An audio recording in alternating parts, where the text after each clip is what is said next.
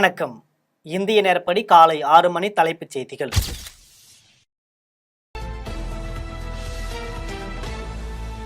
Helicopter விபத்தில் Iran அதிபர் உயிரிழந்த நிலையில் ஈரான் அரசியல் சாசனத்தின்படி 50 நாட்களுக்குள் புதிய அதிபர் தேர்வு செய்யப்பட வேண்டும். இதனால் துணை அதிபர் முகமது முக்பர் அதிபராக தேர்வு. விரைவில் பதவியேற்பு விழா நடைபெறும் என தகவல்.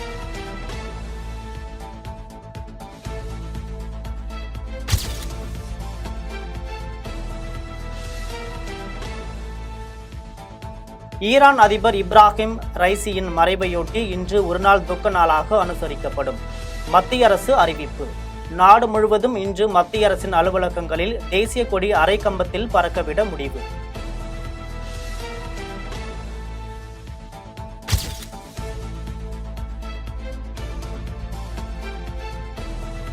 உலகின் முன்னணி கச்சா எண்ணெய் உற்பத்தி நாடுகளில் நிலவும் அரசியல் குழப்பம். கச்சா எண்ணெய் விலைகள் உயர்வு. ஈரான் அதிபர் இப்ராஹிம் ரைசி பலியான நிலையில் சவுதி அரசரின் ஜப்பான் பயணத்தின் திடீர் ரத்தும் கச்சா எண்ணெய் விலை உயர்வுக்கு முக்கிய காரணம்.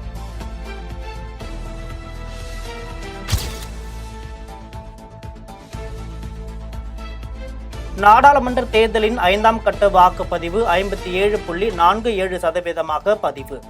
அதிகபட்சமாக மேற்கு வங்கத்தில் 73% ஓட்டுகளும், குறைந்தபட்சமாக மகாராஷ்டிராவில் 48.88% ஓட்டுகளும் பதிவாகின. மேற்கு வங்கத்தின் பல பகுதிகளில் வன்முறை மோதலால் பெரும் பரபரப்பு.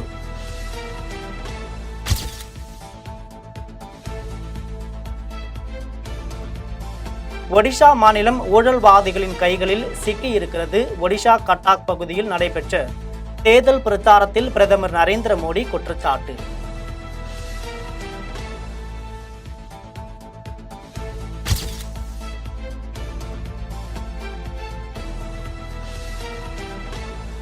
புதுக்கோட்டை மாவட்டம் விராலிமலையில் பட்டாசு கிடங்கில் வெடி விபத்து. இறந்தவர் குடும்பத்திற்கு முதலமைச்சர் மு.க.ஸ்டாலின் இரங்கல். பாதிக்கப்பட்டவர்களுக்கு உரிய அரசு நிவாரணம் உதவிகள் வழங்க உத்தரவு.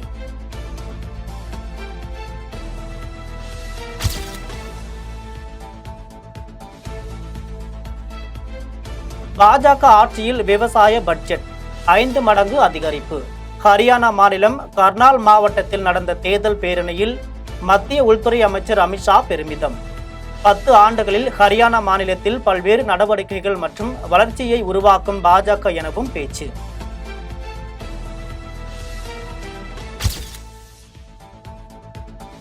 ஐந்தாம் கட்ட மக்களவைத் தேர்தலில் எந்த கட்சி கிரிமினல் வழக்குகள் வேட்பாளர்களை அதிகம் நிறுத்தம்?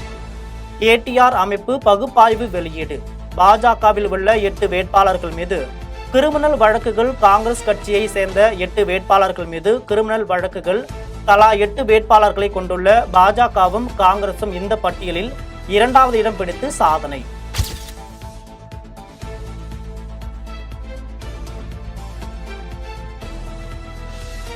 அடிக்கடி ஆஃப் ஆகும் சிசிடிவி கேமரா. ஈசி மீது எடப்பாடி பழனிசாமிக்கு சந்தேகம். நடந்து முடிந்த தேர்தலில் ஆயிரக்கணக்கான வாக்காளர்களை திமுக அரசு திட்டமிட்டு நீக்கம்.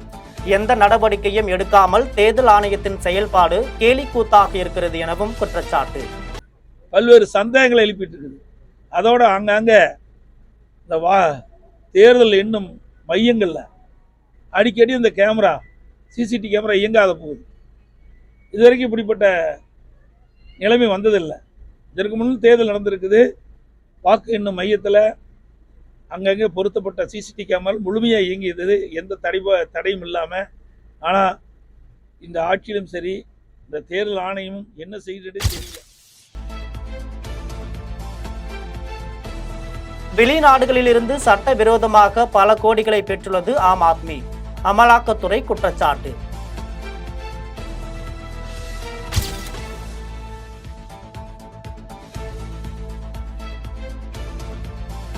ஒரு வழக்கில் குற்றவாளிக்கு என்ன தண்டனை அளிக்கலாம் தொடர்பான விரிவான கொள்கையை உருவாக்கும்படி மத்திய அரசுக்கு உச்சநீதிமன்றம் உத்தரவு.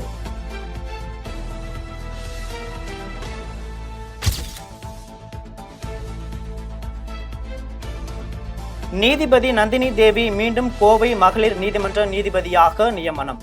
கடந்த 9ஆம் தேதி சேலம் மகளிர் நீதிமன்ற நீதிபதியாக பணியிட மாற்றம் செய்யப்பட்ட நிலையில் நடவடிக்கை.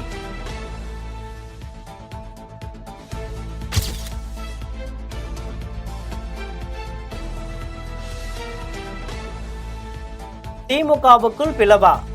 எடப்பாடியையும் என்னையும் பிரிக்க முடியாது. அதிமுக பொதுச் செயலாளர் எடப்பாடி பழனிசாமிக்கு எனக்கும் இடையே எந்த குழப்பமும் இல்லை. அதிமுக முன்னாள் அமைச்சர் SP வேலுமணி விளக்கம். இதுக்கு டிஃபெக்ட் போடுறாங்க. டிஃபெக்ட் போடுறதுக்கு எத்தனையோ பிரச்சனைகள் இருக்கு. அதெல்லாம் போடுறதே இல்லை. இது திருப்பி திருப்பி சுத்தி அதிமுக பேரை சொன்னா, எடப்பாடியார் பேரை சொன்னா தான் பத்திரிகை பேப்பரே பாத்தீங்கன்னா மக்கள் படிப்பாங்க எழுதுறாங்க. அப்படிதான் இன்னைக்கு எங்க பொதுச் செயலாளர் சொன்னார் பேசிட்டு இருக்கும்போது, தம்பி நம்மளை சொன்னாதான், நம்மளை எழுதினாதான் அவங்களுக்கு எல்லாம் பத்திரிகையை விற்கும் போது எதாவது எழுதுறாங்கன்னு சொல்லிட்டு போனார். ஆகவே கண்டிப்பாக அதிமுக பொறுத்தளவுக்கு எடப்பாடியார் தலைமையில வெற்றி நடை போடுகிறது. 26 எடப்பாடியார் தலைமையில 26 வரங்கிற அண்ணன் 26 மட்டுமல்ல, எப்ப சட்டமன்ற தேர்தல் வந்தாலும் கண்டிப்பா எடப்பாடியார் தலைமையில மிகப்பெரிய வெற்றியை பெற்று மீண்டும் அம்மாவுடைய ஆட்சி அமையும். அப்பொழுது கோவை மாவட்டத்துக்கு உங்களுக்கு எல்லாம் தெரியும், கோவை மாவட்டத்தில் எதுவுமே நடக்கல.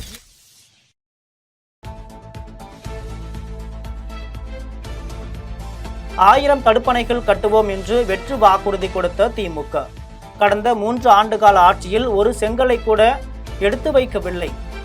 தமிழக பாஜக தலைவர் அண்ணாமலை சமூக வலைதளத்தில் விமர்சனம்.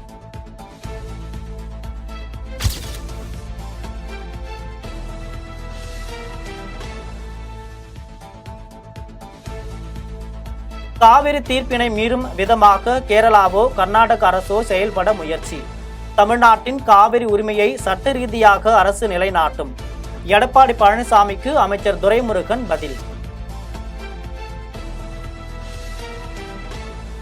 போதைப் பொருள் கடத்தல் வழக்கு ஜாபர் சாதிக்கின் மனைவியிடம் அமலாக்கத்துறை விசாரணை. முக்கிய தகவல்கள் பெறப்பட்டுள்ளதாகவும் அடுத்த கட்ட நடவடிக்கைகள் எடுக்கப்படும் என்றும் தகவல்.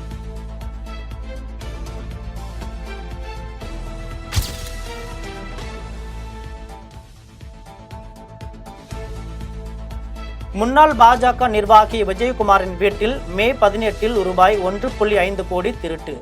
திருடிய நபரை பிடித்த போலீசார் விசாரணையில் ரூபாய் 18.5 லட்சம் தான் திருடியதாக தகவல். பொய் புகார் அளித்த விஜயகுமார் மீது நடவடிக்கை எடுக்கப்படும் எனவும் தகவல்.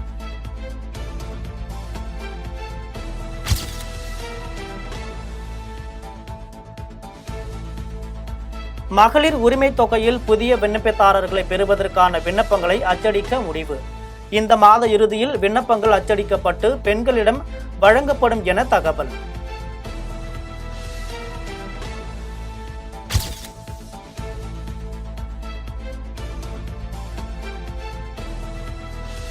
அமராவதி ஆற்றை அழிக்கும் சதியை தமிழக அரசு வேடிக்கை பார்ப்பதா? பாமக தலைவர் அன்புமணி கேள்வி. அமராவதிக்கு தண்ணீர் வழங்கும் சிலந்தி ஆற்றின் குறுக்கே பெரிய தடுப்பணை கட்டும் பணிகளை துவங்கியுள்ளது கேரள அரசு.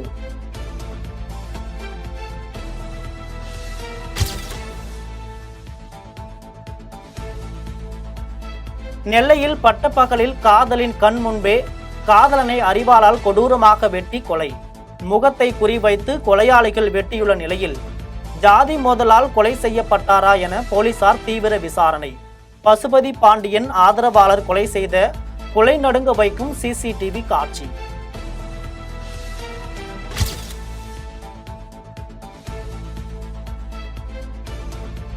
தூத்துக்குடி வஉசி மார்க்கெட்டில் வியாபாரியிடம் தகராறு செய்த கும்பல். வியாபாரியை அரிவாளால் வெட்டிய பரபரப்பு CCTV காட்சி. குற்றவாளிகளை கைது செய்ய வியாபாரிகள் கோரிக்கை. ஆள் இல்லைன்னு இல்லை, ஜாமான் இல்லைன்னு சொல்றான். 8 மணி ஆகணும், 8 மணிக்கு நின்று வாங்கிட்டு போய் சொல்லி கறங்க வர அடிட்டான்னு பிள்ளை. எத்தனை பேர்? 4 பேர் அடிச்சு ஓட்டாங்களோ? ஆமா. போலீஸ் வந்தாங்களா? போலீஸ் வந்தாங்களா? ஆமா. அங்கே கேட்டாங்க. சவுத்துல சென்ட்ரல் ஆகும். சென்ட்ரல். சரி.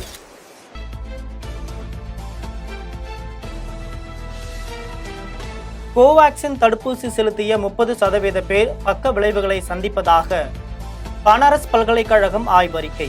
ஆய்வை திரும்ப பெறாவிட்டால் சட்ட நடவடிக்கை எடுக்கப்படும். பனாரஸ் பல்கலைக்கழகத்திற்கு இந்திய மருத்துவ ஆராய்ச்சி கவுன்சில் எச்சரிக்கை.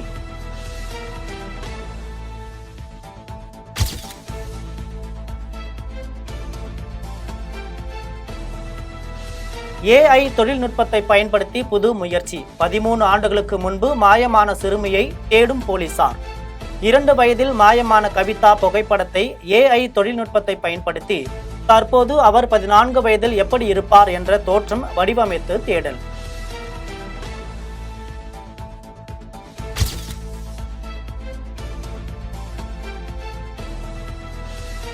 பௌர்ணமி வார இறுதி நாட்களில் மட்டுமே கோயம்பேட்டிலிருந்து திருவண்ணாமலைக்கு சிறப்பு பேருந்துகள். போக்குவரத்து கழகம் அறிவிப்பு.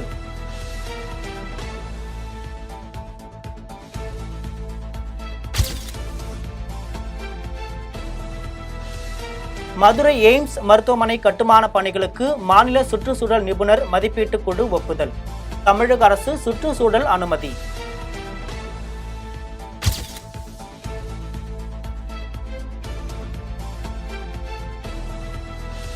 கோல்கட்டா மேற்கு வங்கத்தில் பாரத் சேவா ஆசிரமத்தின் மீது அவதூறு கருத்து. அம்மாநில முதல்வர் மம்தா பானர்ஜி மன்னிப்பு கேட்க கோரி ஆசிரம நிர்வாகி சுவாமி பிரதீப் தானந்தா நோட்டீஸ்.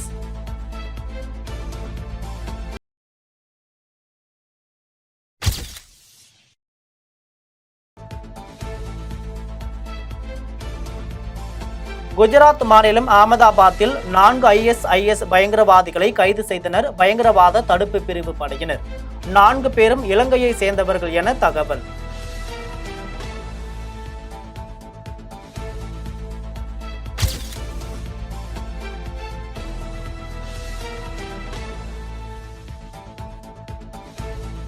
பெங்களூர் புறநகர் பகுதியில் பிறந்த நாள் விழா நடத்திய பண்ணை வீட்டில் CCP போலீசார் சோதனை. நடிகர் நடிகைகள் மாடல்கள் உட்பட பலர் கைது. போதைப் பொருள் சிக்கியது எனவும் தகவல்.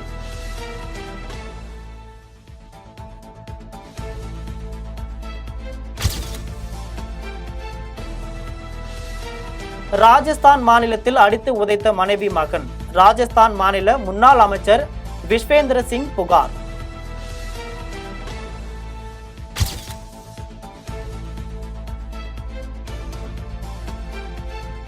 நான்காவது முறையாக நம்பிக்கை வாக்கெடுப்பில் வெற்றி பெற்றார் நேபாள பிரதமர் பிரசந்தா. பதவியேற்ற 18 மாநிலங்களில் நாடாளுமன்றத்தில் நடத்தப்படும் 4வது நம்பிக்கை வாக்கெடுப்பு.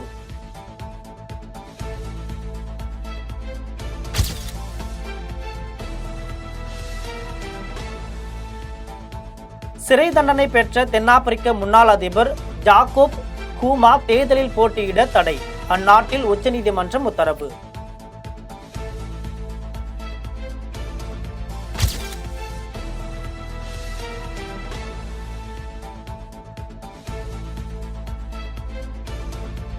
தைவானை மிரட்டுவதை நிறுத்துங்கள். சீனாவை எச்சரித்த தைவானின் புதிய அதிபர் வில்லியம் லாய்.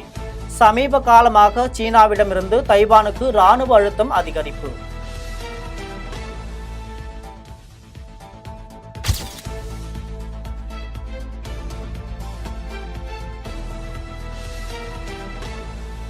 ஜூஸ் குடித்து கின்னஸ் சாதனை படைத்த டேவிட் ரஷ் 1 லிட்டர் எலுமிச்சை ஜூஸை 13.64 வினாடிகளில் குடித்து கின்னஸ் சாதனை படைப்பு.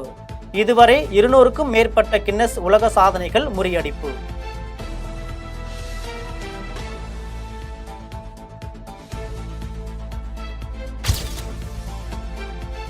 தமிழகத்தில் மதுரை, ஊட்டி, கூடலூர், நாகர்கோவில் உள்ளிட்ட பல்வேறு இடங்களில் கனமழை. சாலைகளில் தண்ணீர் பெருக்கெடுத்து ஓடியது. வெப்பம் தணிந்து குளிர்ச்சி. தமிழகத்திற்கு ரெட் அலர்ட் விடுத்த வானிலை மையம் அந்த எச்சரிக்கையை வாபஸ் பெற்றது.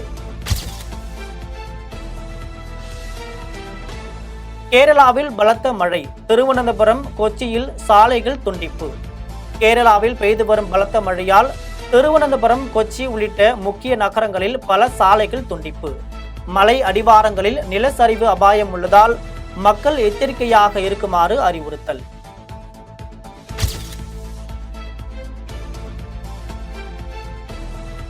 இந்நாள் வரை இசையை நான் கற்றுக்கொள்ளவில்லை. இளையராஜா பேச்சு.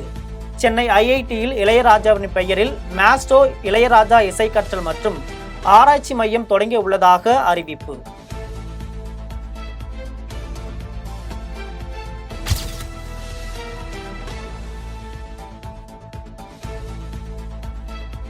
மணிரத்னம் இயக்கத்தில் கமல் மற்றும் சிம்பு நடித்து வரும் தக் லைஃப் படம். சிம்புவிற்காக கதையை மாற்றிய மணிரத்னம். தக் லைஃப் திரைப்படத்தில் ஏற்பட்ட அதிரடி மாற்றம்.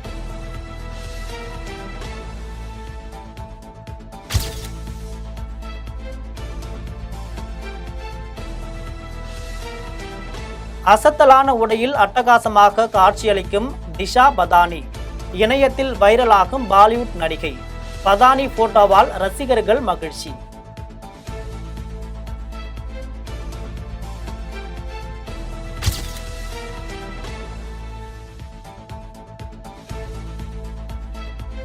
IPL வரலாற்றில் கிறிஸ் கெயிலின் மாபெரும் சாதனையை சமன் செய்த விராட் கோலி. நடப்பு IPL தொடரில் விராட் கோலி இதுவரை 708 ரன்கள் குவிப்பு. இத்துடன் ஜெம் செய்திகள் நிறைவடைகின்றன. மீண்டும் ஜெம் செய்திகள் காலை 8:30 மணிக்கு. உடனுக்குடன் செய்திகளை காண GemLive.tv என்ற இணையதளத்தில் இணைந்திருங்கள். நன்றி, வணக்கம்.